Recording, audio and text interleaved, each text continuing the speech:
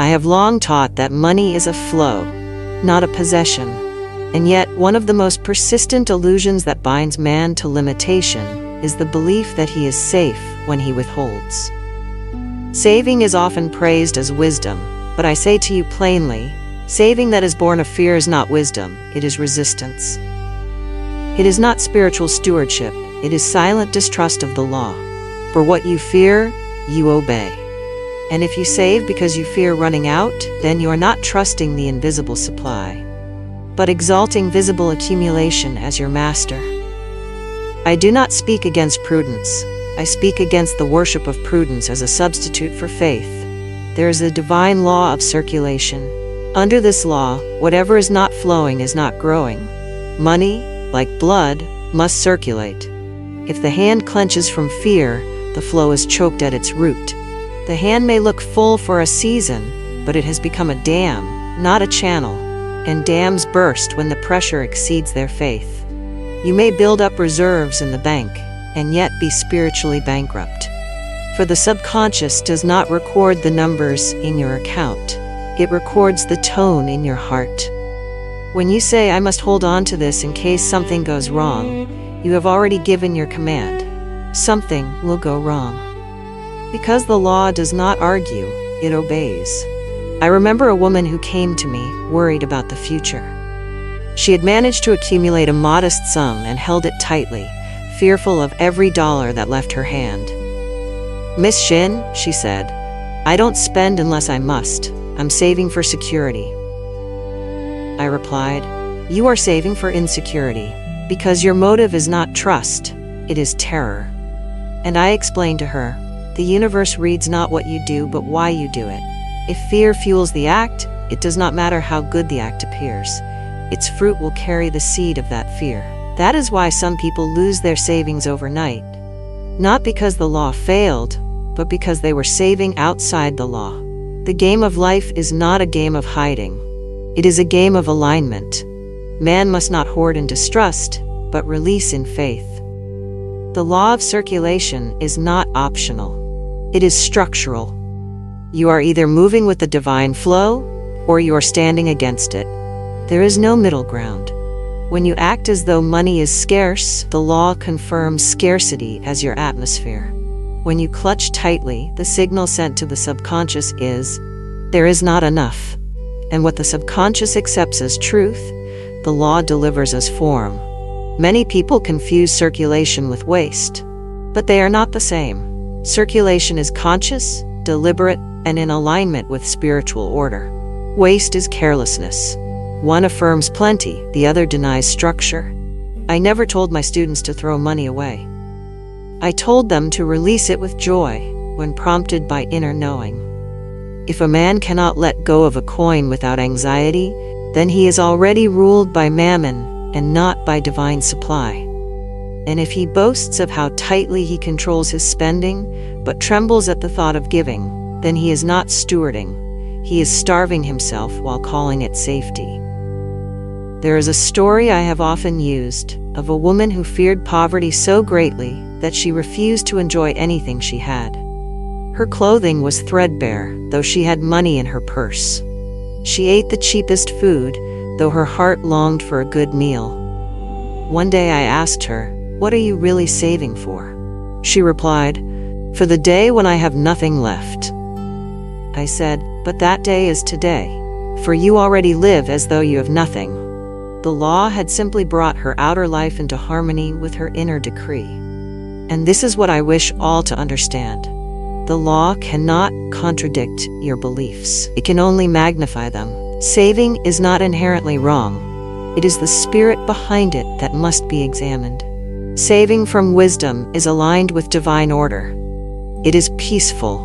It is done with gratitude, not fear. But saving from terror of tomorrow is a false god, and every false god eventually collapses. You may survive temporarily through hoarding, but you will not thrive. You may delay loss, but you will also delay multiplication. Because the moment you act from panic, you have stepped out of the protection of the law and into the turbulence of the world. If you would be rich, spiritually rich, you must release the thought of danger. The kingdom is never in peril. Heaven is never in deficit.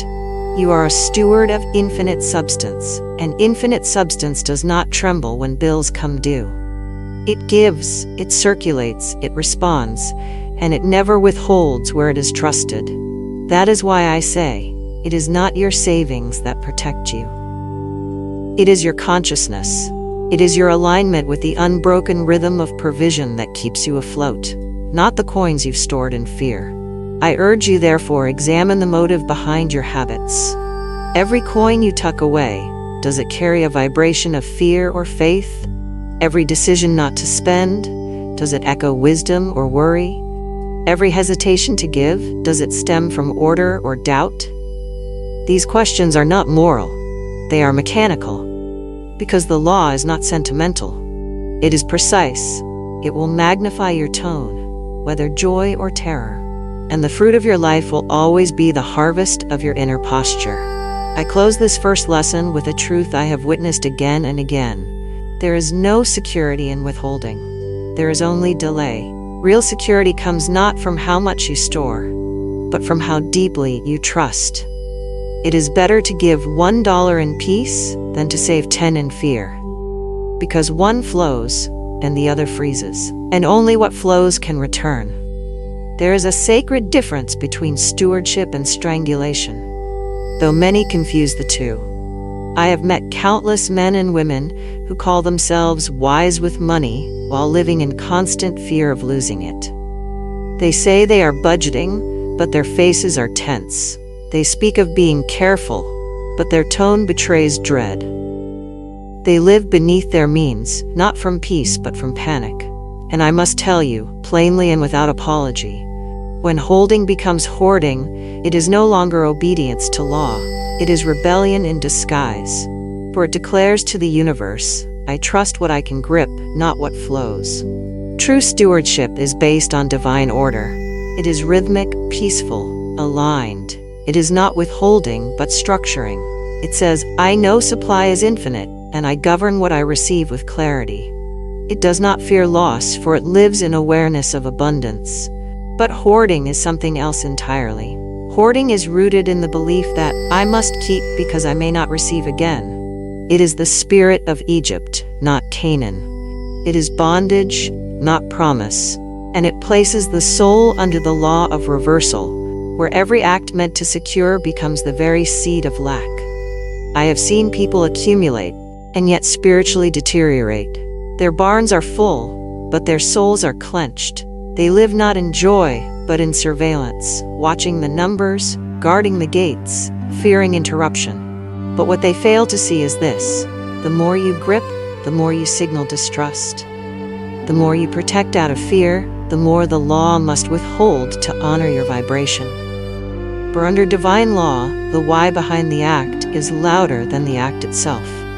You may look generous, but if you give with worry, the energy is canceled. You may save diligently, but if it springs from fear, the result is blockage, not blessing. A woman once came to me saying, I've saved every penny for years. I live simply. I don't indulge. Yet her life was filled with dryness, delay, and constant anxiety. I asked her, why are you so afraid to let it move? She looked startled. I thought saving was right, and I told her, only when it is peaceful, only when it is aligned. Otherwise it becomes a command to stop the flow, and the law must obey. Saving is not wrong, but saving with tension is a decree of distrust. You do not attract more by fearing less. You attract more by flowing in divine rhythm without resistance. Hoarding is not always visible. Sometimes it shows up in little habits: refusing to pay what is due, delaying gifts you feel led to give, ignoring the impulse to circulate even when provision is present. The subconscious picks up on these hesitations. It records not only your words, but your tone, your posture, your acts of clenching. And the law, being perfect, responds accordingly. What you do once, the subconscious absorbs as pattern. And if the pattern is lack-driven, the result will be lack repeated. I have said many times, there is no truth in lack. But when you live as though there is, when your habits are shaped by what might go wrong instead of what is eternally right, you become a self-fulfilling prophecy of deprivation. The hoarder does not believe in good. The hoarder believes in attack. He stores up against famine. He guards against betrayal. He builds walls, not gardens. And the tragedy is that he builds them not just around his money, but around his mind. The law cannot bless what is trapped. It multiplies only what is surrendered. And so I urge you again, test your habits, not by appearance, but by spirit. Ask yourself, do I delay generosity because I'm unwise or because I'm afraid? Do I avoid spending out of structure or out of superstition? Do I close my hand because I hear the inner command or because I still believe in danger?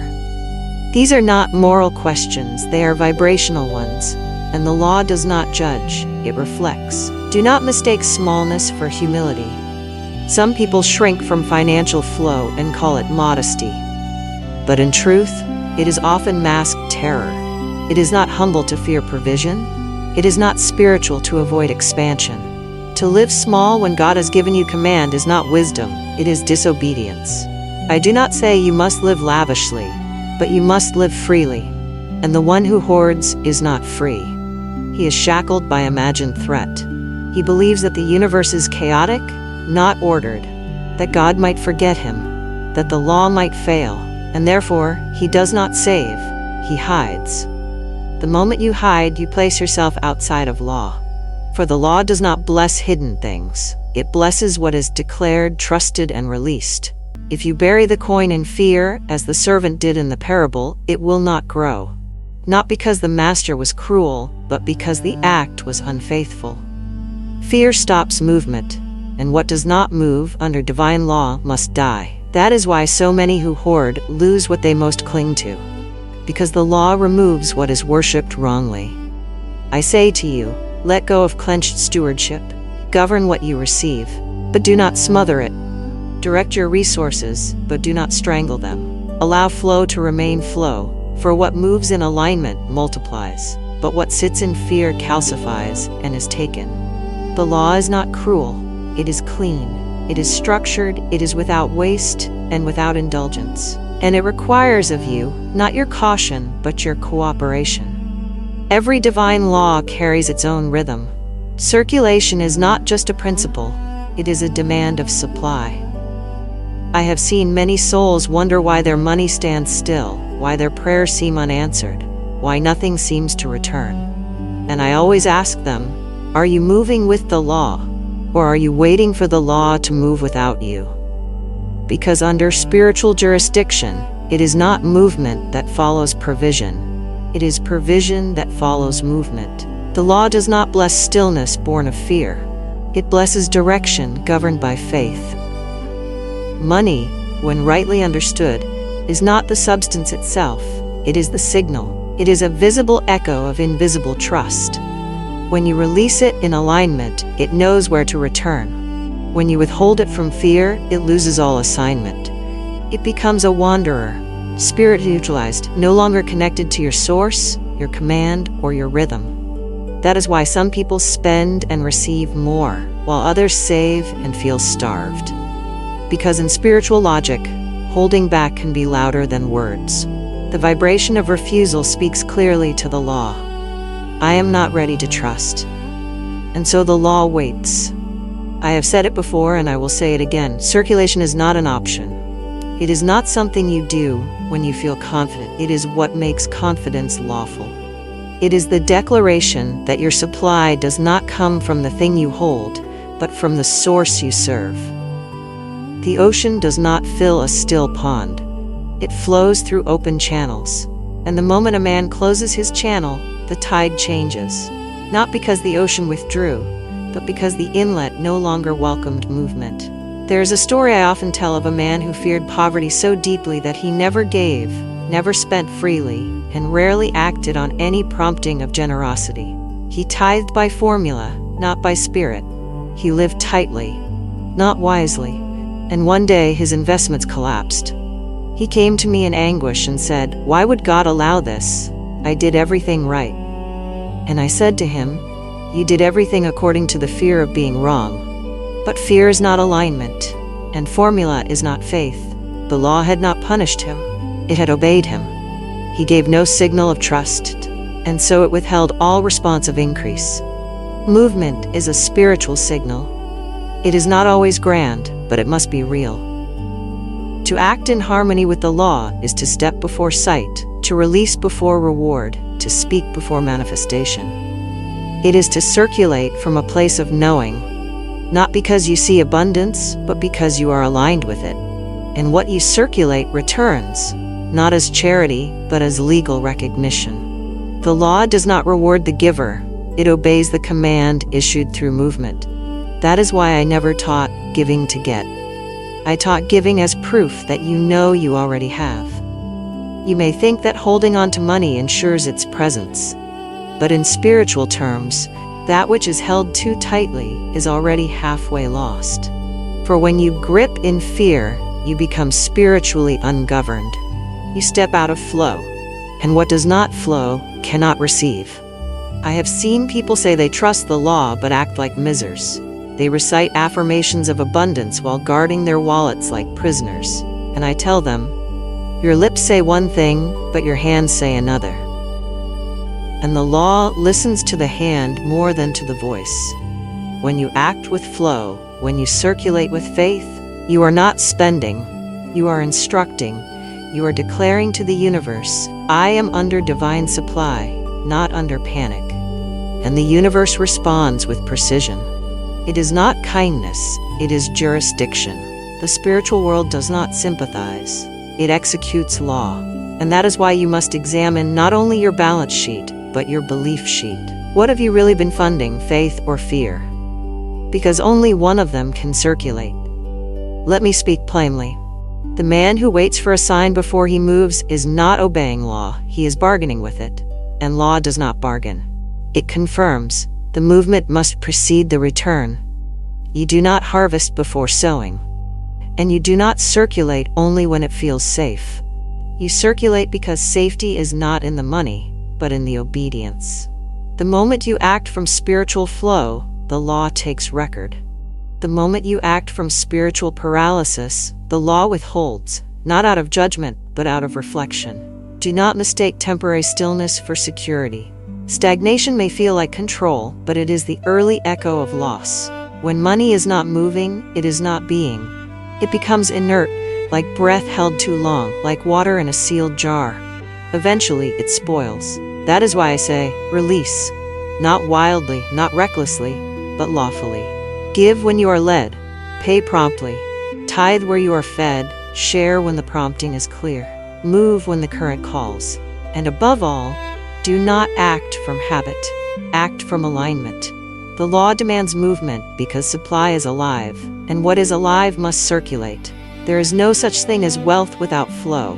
Even gold must change hands. Even manna had to be gathered daily. When you store what was meant to move, you remove its spiritual vitality.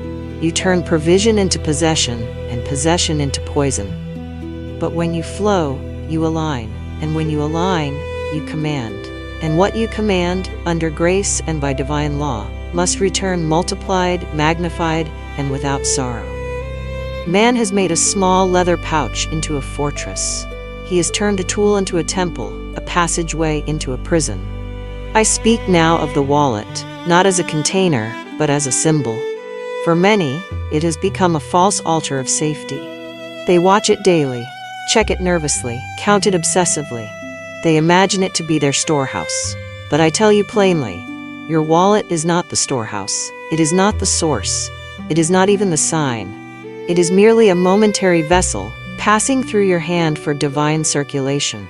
It is not where supply lives. It is where supply flows. I have seen many protect their wallet more carefully than their words, and in doing so they protect fear, not faith. They treat the wallet as the last line of defense, forgetting that no leather stitched by man can outmatch the force of invisible law. If your confidence lives in what you can fold and zip, then it is not faith, it is fixation. If your peace rises and falls with the weight of your wallet, then your peace is counterfeit. The true storehouse is invisible, governed by law, not lining. It is not in the purse, but in the principle. Do not misunderstand me. I do not speak against order. I speak against idolatry. You are meant to govern your wallet, not worship it. You are meant to let it speak trust, not tremble in silence. The wallet should not hold your breath. It should echo your decree. When you open it, do you open it with dread? With resistance? With the false belief that it may never be filled again? Then the law has already heard your tone, and it will respond in kind, not out of cruelty, but out of structure. There was once a student of mine who never let her wallet go empty, not because she had much, but because she feared lack so deeply. She kept a single bill folded tightly and untouched, believing it to be a charm against disaster. I feel better just knowing it's there, she said. But I saw the truth behind the comfort. It was a shield against belief. She did not draw strength from divine supply. She drew superstition from paper. And so I told her, your safety does not live in the bill. It lives in your obedience to law. If the bill is only safe when hidden, then it is already lost in spirit. Because what is withheld in fear carries the vibration of absence. The storehouse is not what you see, it is what you believe. If you believe the wallet is the only gate through which supply can arrive, you have made yourself a servant to form. And form, once exalted, must be shaken. God never meant for your security to be measured in currency. He meant for it to be known in consciousness. That is why I teach. Never check your wallet without speaking into it. Say, this is not my source, this is not my supply. This is the mirror of my command, and it shall reflect what I decree. The law does not observe balance sheets, it observes spiritual position. In the invisible realm, the one who clutches the wallet as treasure is not secure, he is bound. He fears the day it runs dry. He calculates every outflow. He measures his giving. He delays generosity, waiting for some surplus that never comes. But he is mistaken. Supply does not respond to waiting. It responds to positioning. The one who trusts the law does not measure before moving. He moves, and measurement follows. And the wallet becomes not a cage, but a channel. It becomes holy, not because it is full, but because it is obedient. I remember clearly, the law says, bring ye all the tithes into the storehouse, that there may be meat in mine house. But the storehouse spoken of was never the purse. It was the consciousness. It was the soul that says, I know my source, and I act accordingly. And to that soul, the windows of heaven open. Not the wallet, not the drawer, not the savings account, but the windows of provision that cannot be seen, only summoned. And they pour out, not because you begged, but because you aligned. If your peace is in the wallet, then your peace is limited. If your joy is in the balance, then your joy is conditional. If your posture before the law is shaped by the zip of a pouch, then the structure you build is fragile.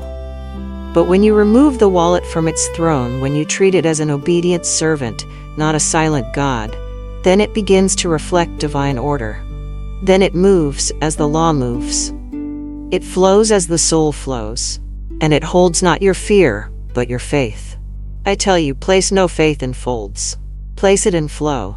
The money you see is not your safety. The hand that holds it is not your anchor. The account is not your provider. The law is your storehouse. The spoken decree is your release. And the movement of obedience is your guarantee. Do not hide your wallet from the law. Bring it under the law. Let it be the channel, not the idol. Let it open when prompted, rest when full, move when spoken to. That is when it ceases to be a limit and becomes a testament. For the true storehouse cannot be stolen, it cannot be drained, it cannot be closed by recession or delay. It is held in spiritual law, where moth and rust do not corrupt. And when you live from that vault, the wallet becomes light, not heavy, peaceful, not pressured, moving, not frozen. And then, my dear student, you are no longer ruled by the pouch, but by the principle. And the principle never fails. You do not need to say, I am afraid, for the law to hear your fear. You do not need to speak lack, for the law to obey lack. In the realm of the spirit, the subconscious receives command, not only through words, but through tone, posture, repetition, and most powerfully, through action. And every time you save from fear, you issue a silent command to the law. Do not send more. I cannot trust it. Whether you know it or not, every act speaks. And fear, when embedded in the act of withholding, becomes a decree. This is the part many miss. They think spiritual command comes only through affirmations or declarations. But the law is far more precise. It listens to what you embody. It magnifies what you act out. And so, if your hands are closed when your mouth speaks abundance, the law will favor the hands. If your lips say, I trust, but your behavior circles around delay, hesitation, and defense, then trust is not your decree. Caution is. And caution rooted in fear does not protect, it postpones. I once taught a man who recited affirmations with great vigor. He would speak every morning, declare supply, thank the universe, but then live every hour as if the heavens were collapsing. He checked his bank account 5 times a day. He postponed every purchase, not from prudence, but from dread. He feared giving even to causes he believed in. Just until things stabilize, he would say. And I told him, nothing can stabilize while your words and your walk are divided. You say flow, but you embody block. And the law does not multiply contradiction, it mirrors it. Saving from fear is one of the most subtle forms of misalignment because it looks like wisdom. It appears disciplined. It is applauded by the world. But under divine law, appearance means nothing. Motive is everything. And the motive behind fear-based saving is this: I must protect myself because no greater force is watching. It is the theology of self-preservation. And wherever man places himself as final protector, he steps outside of grace and enters the exhausting economy of self. The law reads fear as a signal to restrict flow. Just as the body constricts under stress, so too does the channel of provision tighten when fear becomes the prevailing tone. It does not matter how much you speak of abundance. If the primary vibration of your behavior is worry, then worry becomes the legal directive. You may not mean to command delay, but the law does not interpret intention. It executes vibration. That is why I teach. Alignment is not what you hope for. It is what you consistently demonstrate. The subconscious accepts your dominant pattern. If your dominant pattern is saving from panic, you are rehearsing scarcity. You are conditioning your inner world to expect interruption, depletion, breakdown. And so the law, faithful and flawless, responds accordingly. Not because it desires lack, but because you instructed it to prepare for lack. You wrote the order, not in ink, but in behavior.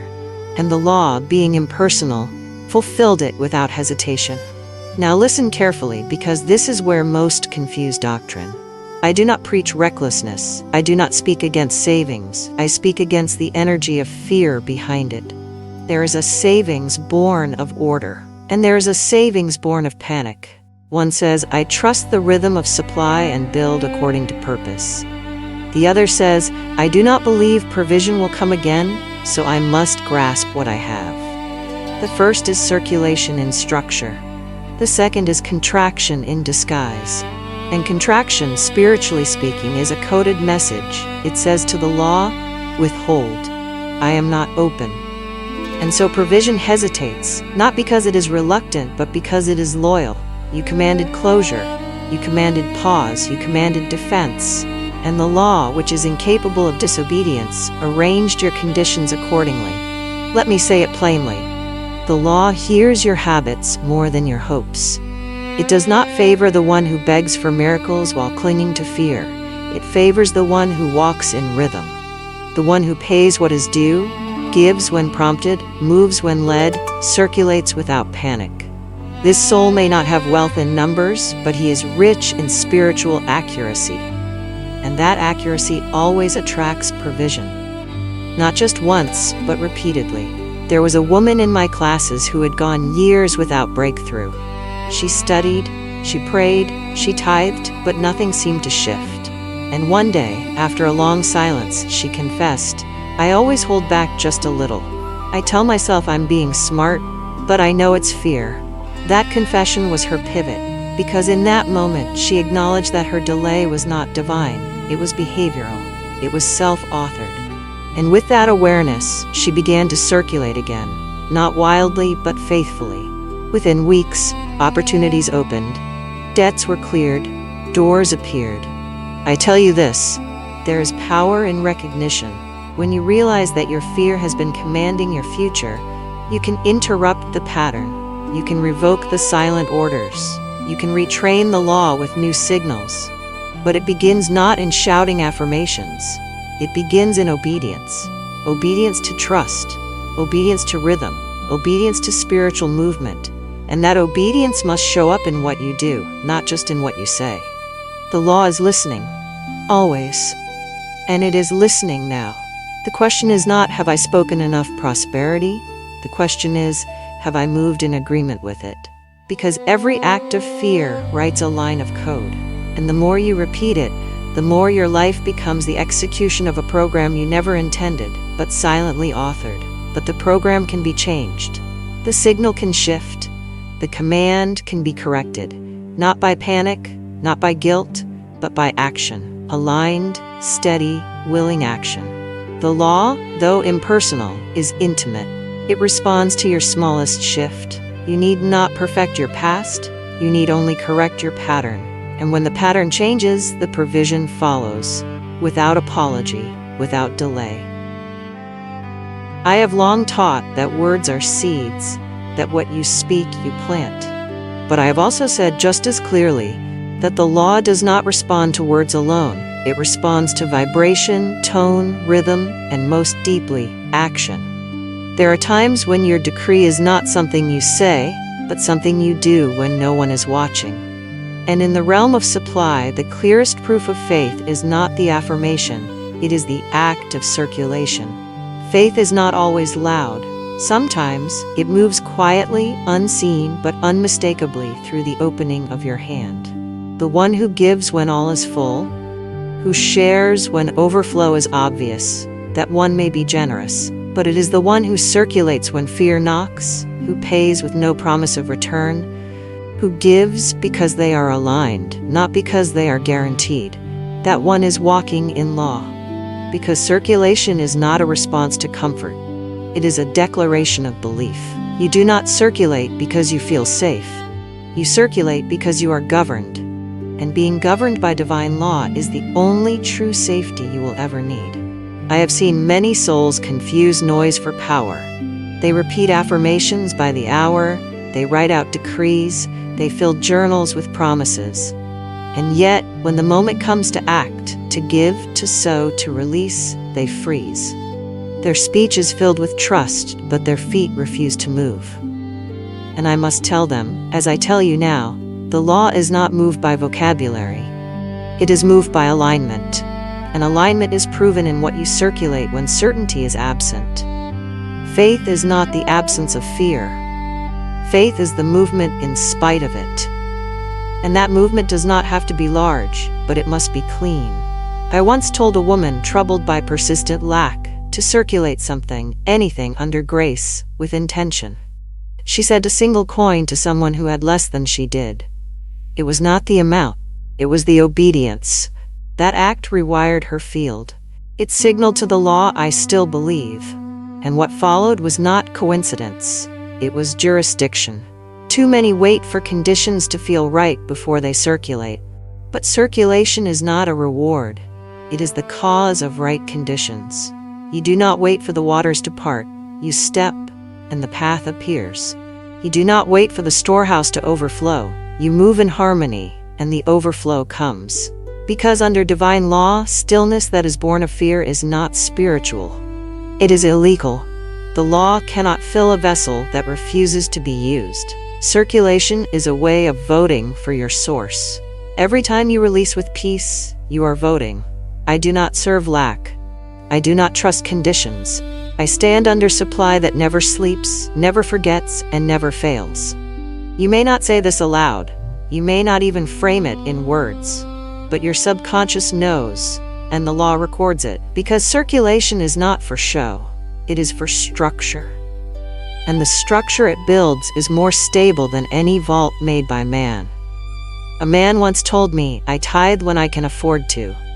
I replied, "You can afford to when you tithe." Because the act is the alignment, not the fruit of it.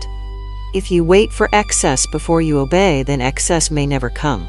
But if you circulate in order from even the smallest stream, you declare that your river is eternal. And the law, moved by consistency, not drama, extends its hand to meet you.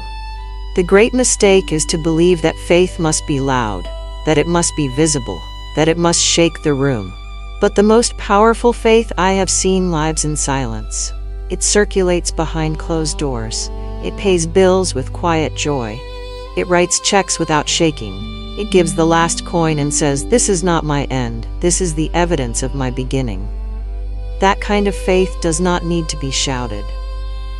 It needs to be embodied. When you circulate under fear, you trigger delay. When you circulate under guilt, you activate resistance. But when you circulate under law, you become indistinguishable from abundance itself. Because the law does not measure your feeling, it measures your flow. And flow, when steady, becomes frequency. And frequency becomes reality. Not in imagination, but in matter. Not in concept, but in cash. Not in theory, but in form. I do not ask you to give recklessly. I ask you to give lawfully. Not for attention, not for magic, but for structure. For re-entry into alignment. Every time you circulate rightly, you move out of panic and into prophecy. You stop forecasting disaster and start authoring supply. Because you are no longer echoing lack, you are speaking source through motion. And let me remind you, the law is perfect. It is not a spirit to be convinced. It is a mechanism to be engaged. It cannot override your disobedience with sympathy. It must reflect what you repeat. So repeat movement, repeat peace, repeat circulation in the midst of unknowns. And let that rhythm become your decree. You need not tell the world that you believe. You need not convince heaven. You need only circulate with integrity. The act is enough. The pattern is sufficient. The rhythm is the proof. Circulation is the faith you don't speak, and the law has already heard you. There is no lack in divine mind. There is no shortage in spirit. The supply has never ceased. Only the receptivity of man has. And though many cry, "I have given and nothing has returned," I must ask them, what posture did you maintain after the giving? Did you open your hand once and close it again in doubt? Did you release for a moment, but then retreat in fear, looking behind you for evidence instead of ahead with faith? Because the law always returns, but it cannot return to a gate that has been shut. I have taught this again and again. The law is not moved by need, it is moved by readiness. And readiness is not emotional, it is spiritual posture. The open hand is not just a metaphor, it is a vibrational stance. It says, I am not protecting against loss, I am participating in flow. And in that participation, the law finds lawful cause to multiply. Because what flows in alignment must return in form. Not sometimes, always. You may believe you are open, but the law is more precise than your sentiment. It listens not to your feeling, but to your frequency. A clenched hand, even if covered by smiles, says to the universe, I do not believe more is coming, and so more cannot come. Not because the source is limited, but because your gate is. You do not need to be perfect in faith, but you must remain structurally aligned. For what is not welcomed cannot enter, and what is not honored cannot stay. I once counseled a man who gave a large sum to a cause he believed in. His heart was open, but only for a moment. The next day he panicked. What if that was unwise? What if I need it later? He asked. And with those words he closed the gate. Not physically, but spiritually. The law, having received no signal of continuation, obeyed the signal of interruption, and for weeks his flow seemed frozen. Not because he gave, but because he rescinded his own alignment. The law returns to rhythm, not to drama. It does not hurry to rescue the fearful. It moves to match the faithful. And faith is not loud, It is steady. It is persistent. It is embodied. The open hand is not the hand that gives once, it is the hand that remains open long after the giving is done. It is the hand that says, I know more is coming, not because I need it, but because I am under law. And law, unlike the world, cannot betray. It can only return what has been structurally invited. Some wait with clenched fists and call it waiting. But waiting under law is not passive, it is preparatory. It is not sitting in fear, but standing in expectancy. The farmer does not plant and then dig up the soil each morning to check. He plants, waters, trusts, and continues. That is the pattern of prosperity. You circulate, you bless, you expect, and you proceed. The moment you circle back to fear, you cancel your own cycle. The moment you contract, you collapse the harvest. Open hands are not reckless, they are reliable. They say to the subconscious, there is more where this came from, and the subconscious, ever faithful, relays that signal to the law. And the law, impersonal but perfect, arranges reality around that decree. You do not beg, you do not plead, you do not prove, you position. And positioning is what builds the storehouse you cannot see, but can always draw from. I tell you, the open hand is the final form of alignment. It does not shake when the bill arrives. It does not flinch when the giving is requested. It does not retreat when the numbers tighten. It does not store up in fear, but governs in flow. It knows that the law cannot lie, and therefore waits not for evidence, but moves according to structure. So many think the miracle is in the breakthrough. But I say, the miracle is in the rhythm, in the steady, lawful, quiet persistence of a soul who does not close, who does not panic, who does not adjust their tone based on appearances.